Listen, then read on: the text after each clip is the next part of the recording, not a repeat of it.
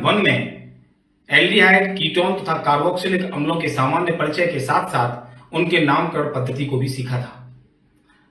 Carboxylic अम्लों के परिचय की बात करें तो तब हमने जाना था कि कार्बोक्सिलिक अम्ल वे अम्ल होते हैं जिनमें कार्बोनिल समूह तथा हाइड्रोक्सिल समूह दोनों पाए जाते हैं। कार्बोनिल समूह का आशय है जिसमें कार्बन ऑक्सीजन से डबल बॉन्डेड होता है और दो संयोजकताएं असंतुष्ट रहती हैं। जब इसमें एक OH समूह, जिसे हम हाइड्रोक्सिल समूह कहते हैं, जुड़ जाता है तो हमें कार्बोक्सिलिक समूह प्राप्त होता है।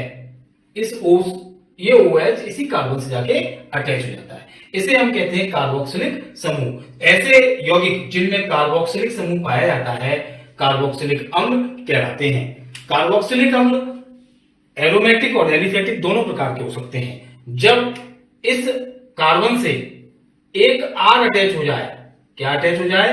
एक R, क्योंकि इसकी एक वैलेंसी खाली है, वहां पे एक R लग सकता है। R के स्थान पर H या फिर बड़ी R या छोटी R, बताता हूं किस प्रकार। डबल बॉन्ड O और ये सिंगल बॉन्ड OH, तो इसे कहेंगे एलिफेटिक मोनोकार्बोक्सिलिक अम्ल। यदि R के स्थान पर AR लगा दें, AR का मतलब हम लोग पिछले व्याख्यान पढ़ चुके हैं, एरिल यानी बेंजीन रिंग लगा दें। C6H5 लगा दें, बेंजीन रिंग का मतलब बेंजीन में से एक H परमाणु हटा लेने पर AR समूह, एरिल समूह बनता है, उसे लगा दें तो ये एरोमेटिक कार्बोक्सिलिक अम्ल बन जाते हैं। कौन से बन जाते हैं? ये हमारे हैं एलिफेटिक कार्बोक्सिलिक अम्ल और ये है फॉर्मूला एरोमेटिक कार्बोक्सिलिक अम्लों का।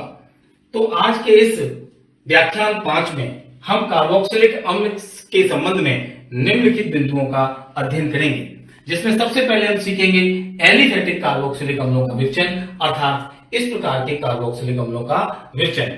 जब हम इसकी बात करते हैं एलिफेटिक कार्बोक्सिलिक अम्लों के विरचन की, तो हमें सीखना चाहिए कि इस R के स्थान पर, हम जानते भी ये व्याख्यान में पढ़ा है, हम इस R के स्थान पर क्या क्या ले सकते हैं? एक तो हम H ले सकते हैं क्योंकि इसमें C आया हुआ है। दूसरा, यहां पे जब हम R लेंगे तो ये R सिंगल कार्बन की हो सकती है CH3, अथवा डबल कार्बन की हो सकती है CH3 CH2, इस प्रकार की हो सकती है, अथवा हो सकती है CH3 CH2 CH2 और आगे, यानी एक कार्बन की या एक से अधिक कार्बन की R हो सकती है। तो इस प्रकार के मोनोकार्बोक्सिलिक अम्ल जो एलिफेटिक होते हैं उनका विरचन करेंगे इसके द्वारा, एल्कोहल व एल्डिहाइड के ऑक्सीकरण द्वारा, कार्बोक्सिलिक अम्लों के व्युत्पन्नों द्वारा, ग्रिग्नार्ड अभिकर्मक द्वारा, एल्कीनों व एल्काइनों के द्वारा, तथा एरोमेटिक ARC_O एंड OH, तो एरोमेटिक कार्बोक्सिलिक अम्लों का विरचन करेंगे किनके द्वारा? एल्किल बेंजीन के द्वारा, ग्रिग्नार्ड अभिकर्मक द्वारा, बेंजोइक क्लोराइड एवं बेंजोइक एनहाइड्राइड द्वारा। उसके बाद हम अध्ययन करेंगे कार्बोक्सिलिक अम्लों के भौतिक गुणों का। एलिफेटिक कार्बोक्सिलिक अम्लों का विरचन करते हैं। इसमें पहला पॉइंट है एल्कोहल व एल्डिहाइड के ऑक्सीकरण द्वारा, यानी एल्कोहल के ऑक्सीकरण द्वारा और एल्डिहाइड के ऑक्सीकरण द्वारा। एल्कोहल कौन होते हैं? आपने एल्कोहल, फिनॉल एंड ईथर वाले चैप्टर में पढ़ा है कि ROH फॉर्मूला के यौगिक एल्कोहल कहलाते हैं, जहां R हमारा जाना पहचाना एल्किल समूह है, इसको आप प्रथम सदस्य को हम CH3 के रूप में जानते हैं। अगर हम यहां द्वितीय सदस्य एल्किल कर लिया है, यानी CH3, अगर हम R को मान तो CH3 CH2 एग्जाम्पल ले लिया है, तो ROH यानी प्राथमिक एल्कोहल, इस पूरे को भी R मान सकते हैं। तो प्राथमिक एल्कोहल का जब हम ऑक्सीकरण कराते हैं किसकी उपस्थिति में?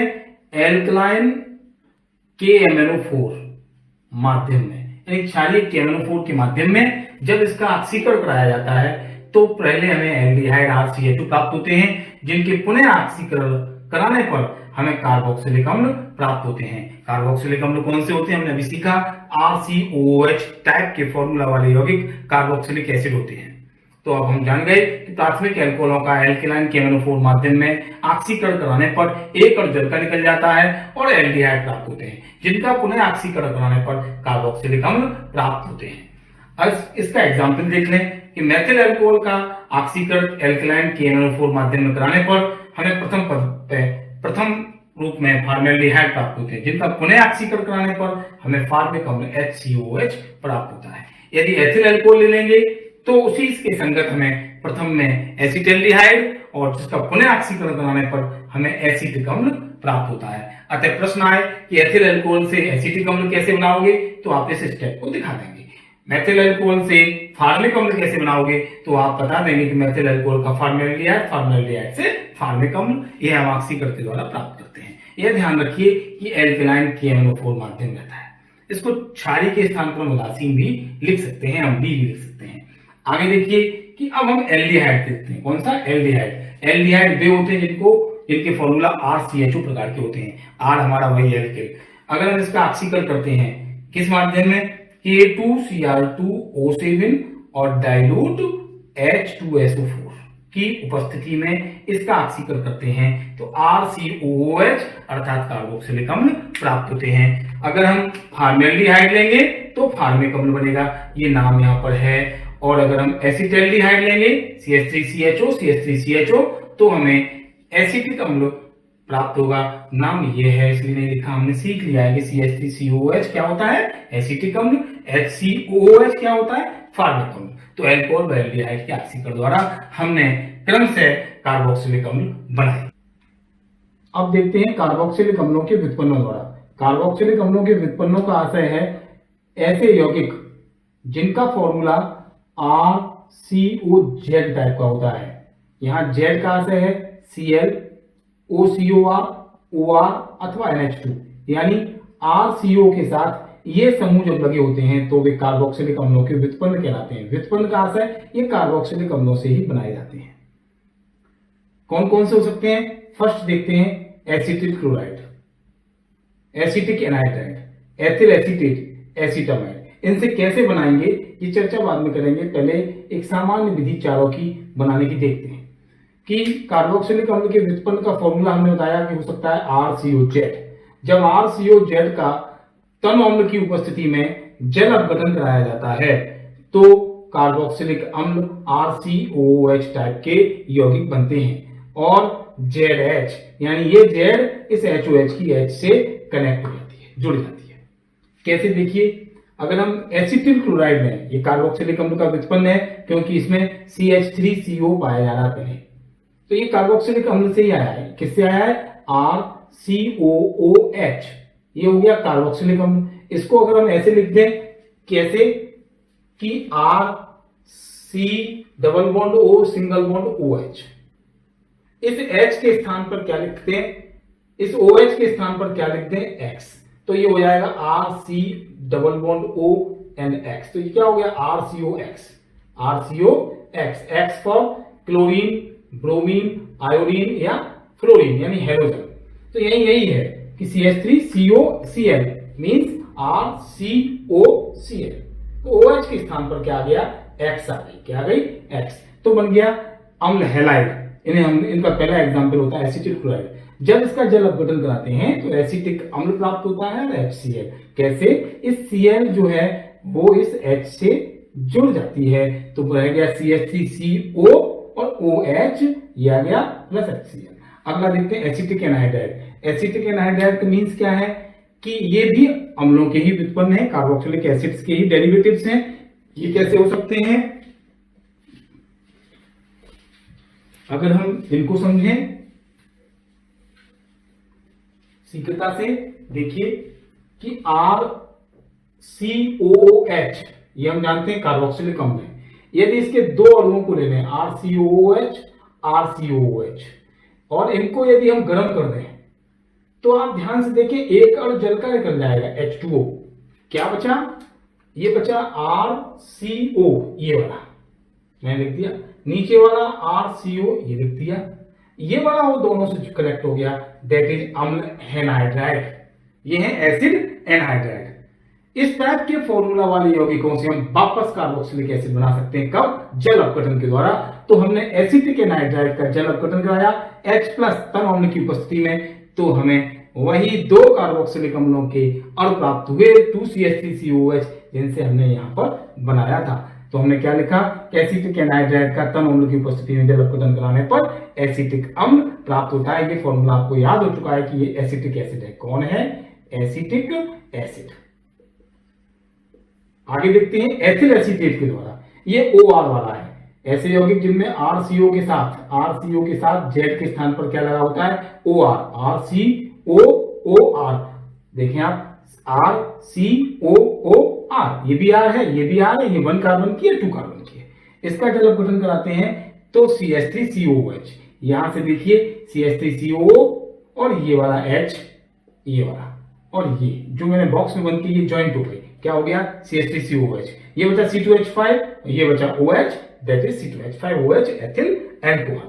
अगर हम एसीटामाइड लें, ऐसे यौगिक जिनमें CH3CO के साथ CH3CO या RCO के साथ NH2 अटैच होता है, Z के स्थान पे क्या आता है NH2, तो उन्हें हम कहते हैं अम्ल एमाइड, जिनमें है CH3CONH2 एसीटामाइड।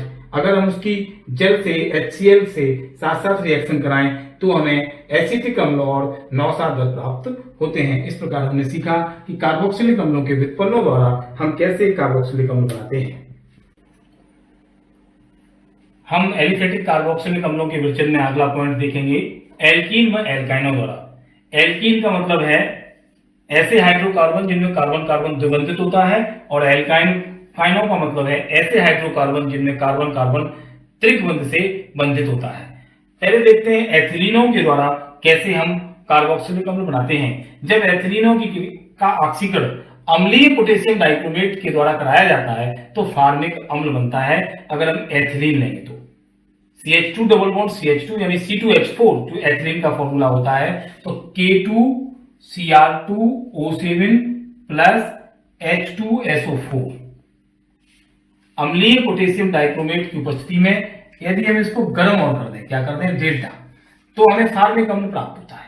इसी परिस्थिति में अम्लीय पोटेशियम डाइक्रोमेट की उपस्थिति में अगर हम 2 ब्यूटीन का ऑक्सीकरण कराएं तो हमें एसिटिक अम्ल प्राप्त होता है।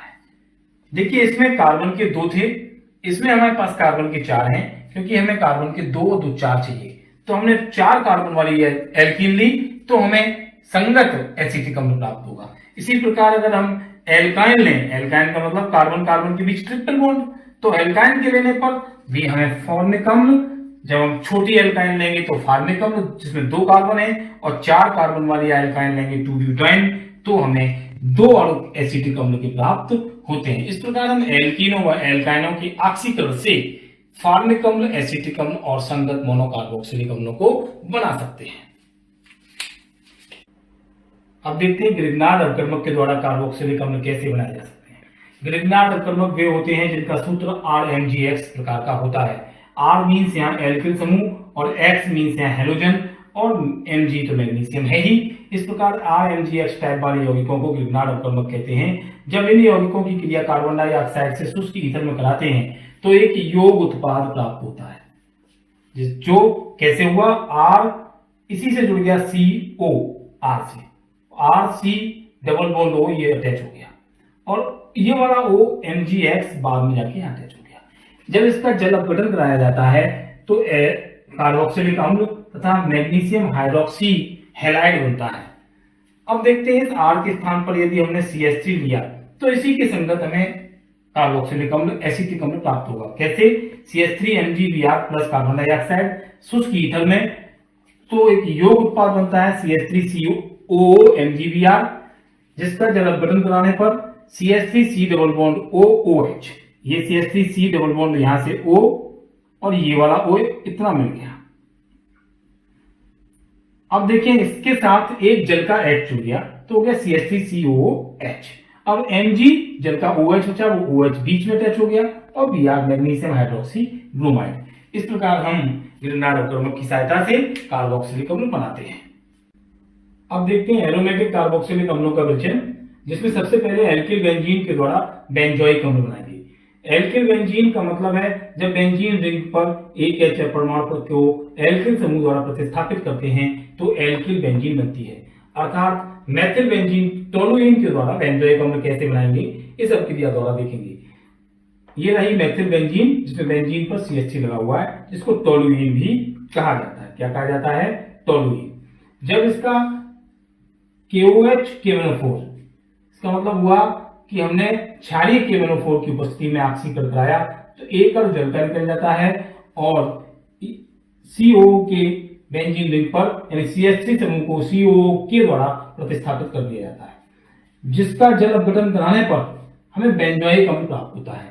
इस अभिक्रिया में क्षारीय KMnO4 की उपस्थिति में टोलुइन के CH3 समूह का COOH समूह द्वारा विस्थापित होना होता है, प्रतिस्थापन हो जाता है। इस प्रकार हम टोल्यूइन से बेंजोइक अम्ल बना लेते हैं। दूसरी विधि है ग्रिग्नार्ड अपकर्मक के द्वारा एरोमेटिक कार्बोक्सिलिक अम्ल कैसे बनाएंगे। ग्रिग्नार्ड अपकर्मक का अभी भी पिछले समीकरण में हमने पढ़ा कि RMgX टाइप के यौगिक ग्रिग्नार्ड अपकर्मक कहलाते हैं। इस R के स्थान पर जब हमें एरोमेटिक कंपाउंड्स बनाने होते हैं तो हम AR ले लेते हैं, ARMgX। AR का मतलब C6H5 Mg और X मीन्स हेलोजन, तो हमने यहाँ लिया C6H5 MgBr। ये ग्रिग्नार्ड अपकर्मक का ही एक स्वरूप है, यौगिक है, जिसकी क्रिया हमने कार्बन डाइऑक्साइड से शुष्क ईथर में कराई तो हमें एक यौग उत्पाद प्राप्त होता है। कैसे बनता है, C6H5 और C डबल बॉन्ड O, ये वाला इतना हिस्सा इसमें जुड़ जाता है C6H5 में, और ये MgBr के O के बाद आगे लग जाता है OMgBr, जिसका जल अपघटन करा लेते हैं। तो यहां से देखें ये कट हो गया C6H5COO, C6H5COO, ये वाला एक H जाकर के जुड़ गया तो H हो गया C6H5COOH बेंजोइक अम्ल प्लस MgOH Br, Mg और Br के बीच में जल का OH अटैच हो गया। इस प्रकार हमने देखा कि ग्रिग्नार्ड अपकर्मक से बेंजोइक अम्ल और टोल्यूइन से बेंजोइक अम्ल। एरोमेटिक कार्बोक्सिलिक अम्लों के विरचन को देखते हैं, जिसमें benzoyl chloride, benzoic anhydride, benzamide या एथिल बेंजोएट के द्वारा हम बेंजोइक अम्ल बनाएंगे। सबसे पहले देखते हैं बेंजोइल क्लोराइड। ये अम्ल हैलाइड है, एरोमेटिक अम्ल हैलाइड, जिसमें C6H5CO के साथ Cl लगा है, मींस RCOF टाइप का यौगिक है, जिसमें R के स्थान पर AR लगाया गया है, अर्थात ये एरोमेटिक अम्ल हैलाइड है बेंजोइल क्लोराइड। जब इसको NaOH जलीय से अभिकृत कराते हैं तो हमें C6H5COO- और Na+ आयन प्राप्त होते हैं, जिनकी क्रिया तनु HCl से कराने पर C6H5COOH बेंजोइक अम्ल और NaCl प्राप्त होता है। इसी प्रकार अगर हम बेंजोइक एनहाइड्राइड ले लें, बेंजोइक एनहाइड्राइड अम्ल एनहाइड्राइड हैं, जिनको हमने पढ़ा था RCO मैंने बनाकर भी दिखाया था पिछले टॉपिक पर, यही इसी व्याख्यान में। इस टाइप के यौगिकों को हम अम्ल एनहाइड्राइड कहते हैं। इनको ऐसे भी लिखा जा सकता है RCO का होल ट्वाइस, बिकॉज 2 RCO है। इस R के स्थान पर यहां ले लिया C6H5 यानी एरिल, ये वाला एरिल समूह, तो C6H5 का whole twice O plus H2O।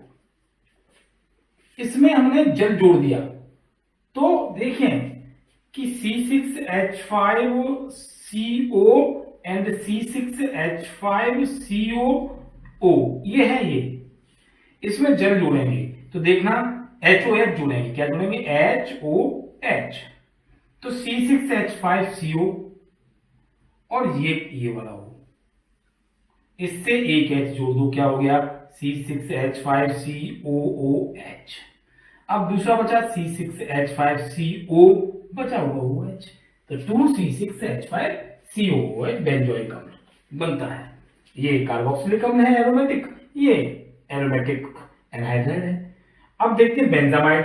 Benzamide वे होते हैं जिनका फॉर्मूला RCONH2 टाइप होता है। R के स्थान पर एरोमेटिक में AR लेते हैं, C6H5 लेते हैं, तो यहां ले लिया C6H5CONH2। जब इसे अम्ल की उपस्थिति में जल अपघटित कराते हैं तो अमोनिया गैस मुक्त होती है और एक C6H5COOH बेंजोइक अम्ल बनता है। अगर हम एथिल बेंजोएट एस्टर के द्वारा बनाना चाहें बेंजोइक अम्ल, तो हम जल अपघटन कराते हैं अम्ल की उपस्थिति में। एस्टर का मतलब होता है RCOOR, ठीक है।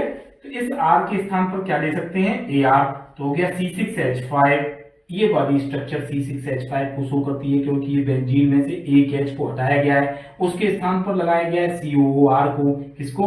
COOR को। तो C6H5COOR, इसका कराया जल अपघटन, बना बेंजोइक अम्ल और एथिल अल्कोहल, क्योंकि C2H5 ये वाला जल के साथ OH से अटैच हो गया, C2H5OH, एक जल का H यहाँ CO के साथ अटैच हो गया, तो बना बेंजोइक अम्ल और एथिल अल्कोहल। इस प्रकार हमने बेंजोइक अम्ल को 4 कार्बनिक यौगिकों से बनाना सीखा और अब देखेंगे कार्बोक्सिलिक अम्लों के भौतिक गुण। अब हम देखते हैं कार्बोक्सिलिक अम्लों के भौतिक गुण, जिसमें सबसे पहले कार्बोक्सिलिक अम्लों की भौतिक अवस्था पर ध्यान देते हैं।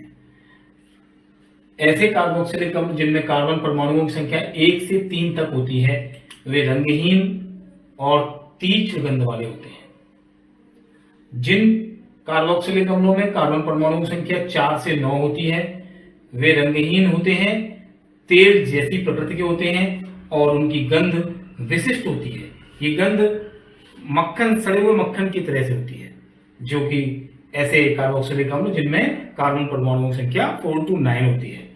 अब ऐसे कार्बोक्सिलिक अम्ल जिनमें कार्बन परमाणु संख्या C10 होती है या उससे उच्च होती है, वे मोम के समान रंगहीन होते हैं, ठोस होते हैं और गंधहीन होते हैं। तो ये थी इनकी भौतिक अवस्था। अब हम लोग देखते हैं कि कार्बोक्सिलिक अम्लों की विलेयता कैसे होती है।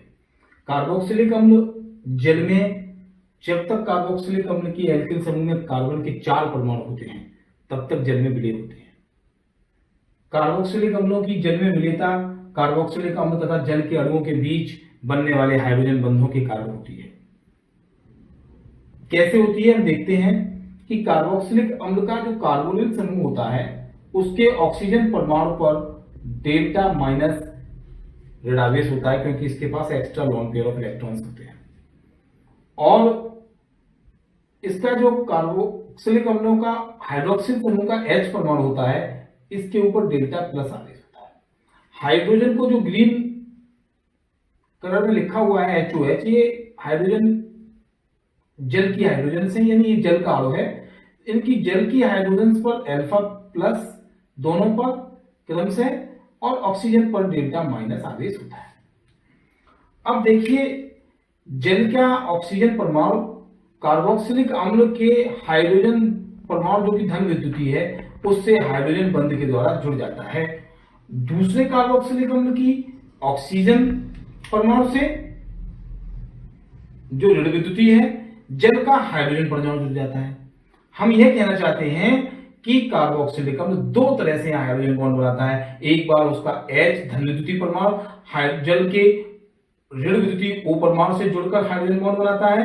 दूसरी ओर कार्बोक्सिलिक अम्ल का कार्बोनिल समूह का ऋण विद्युतीय ऑक्सीजन परमाणु जल की धन विद्युतीय H परमाणु के साथ हाइड्रोजन बंध बनाता है। ठीक यही प्रक्रिया यहां होती है कि कार्बोनिल समूह का ऑक्सीजन ऋण विद्युतीय परमाणु जल के H धन विद्युतीय परमाणु के साथ ये डॉटेड लाइन से जो बॉन्ड्स बना हुआ है, हाइड्रोजन बॉन्ड बनाता है। इस प्रकार जल के अणु से कार्बोक्सिलिक अम्ल के अणु हाइड्रोजन बंध द्वारा जुड़ जाते हैं, जो कार्बोक्सिलिक अम्लों की जल में विलेयता का प्रमुख कारण होती है। जब कार्बन के अणु कार्बोक्सिलिक अम्लों की एल्किल समूह में C=4 तक होते हैं, इसमें एल्किल समूह और कुल कार्बोक्सिलिक अम्ल इसमें C=1 और इसमें C=3 और टोटल हो C=4 तक, तब तो ये घुल जाते हैं।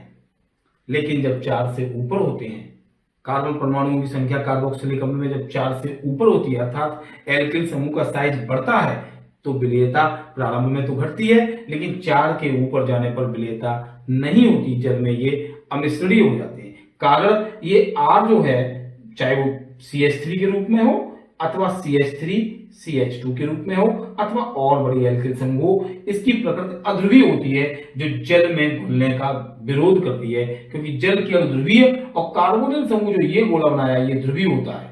अतः ये अध्रुवीय प्रकृति, इस ध्रुवीय प्रकृति को जल में घुलने से रोकती है। जब इसका साइज बढ़ता है तो इसका प्रभाव बढ़ता है, तो विलेयता घटती है। यहां भी हम इस प्रकार देख सकते हैं कि जैसे जैसे हमारी ये C की संख्या यहाँ बढ़ रही है, यहाँ 1 थी, यहाँ पे 2 हो गई है, ये यहाँ पर 1 1 2 1 3 हो गई हैं, तो हमारी विलेयता जो है वो कैसी हो रही है, घट रही है। हम लेस देन का निशान ब्लू कलर से लगा रहे हैं। इसका मतलब जैसे जैसे हमारी R का साइज बढ़ेगा, एल्किल समूह बढ़ेगी, वैसे वैसे विलेयता घटेगी। किंतु समान अणुभार के दृष्टिकोण से देखें इन दोनों को, तो पार्श्व श्रृंखला के बढ़ने से विलेयता बढ़ती है, जबकि नॉर्मल वाले में कम रहती है।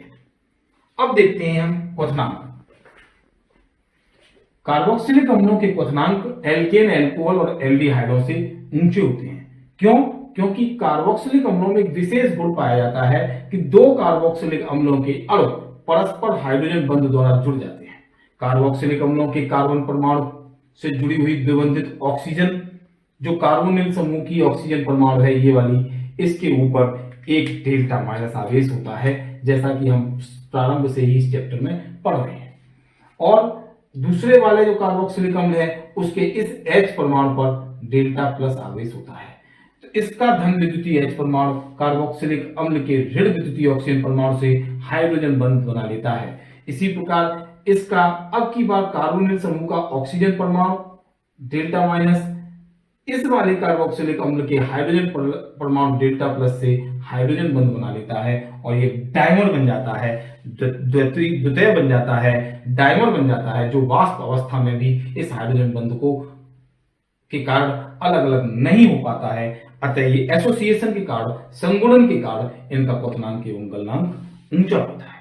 तो आज के इस व्याख्यान में हमने एल्डिहाइड, कीटोन और कार्बोक्सिलिक अध्याय के अंतर्गत कार्बोक्सिलिक अम्लों के विरचन तथा कार्बोक्सिलिक अम्लों के भौतिक गुणों का अध्ययन किया। आप सब लोग प्ले स्टोर से दीक्षा ऐप डाउनलोड कर ही चुके होंगे। उसकी सहायता से हमारे इस वीडियो को देखकर अपने स्वलिखित नोट्स बनाएं और आज दिए गए गृह कार्य को अपनी उत्तर पुस्तिका पर करने का अभ्यास करें। गृह कार्य में निम्नलिखित परिवर्तनों की समीकरण लिखें, यह कार्य आपको करना है। ब्यूटेन 1 से ब्यूटेनोइक अम्ल, यह एल्कोहलों से कार्बोक्सिलिक अम्लों का निर्माण है। तो एल्कोहलों का ऑक्सीकरण जब हम कराते हैं तो हमें ब्यूटेनोइक अम्ल प्राप्त होते हैं। यह रिएक्शन आप कर सकते हैं, करिए। बेंजील अल्कोहल से बेंजोइक अम्ल, ब्यूटेनल से ब्यूटेनोइक अम्ल, ये एल्डिहाइड से कार्बोक्सिलिक अम्ल है, ये भी ऑक्सीकरण से प्राप्त होते हैं, इन्हें आप कर सकते हैं। बेंजोइक एनहाइड्राइड से बेंजोइक अम्ल, ये आपको अच्छे से बताया है। तो इस गृह कार्य को आप अपनी उत्तर पुस्तिका पर करेंगे। आपके उज्जवल भविष्य की कामना करते हुए आपको बहुत बहुत शुभकामनाएं। धन्यवाद।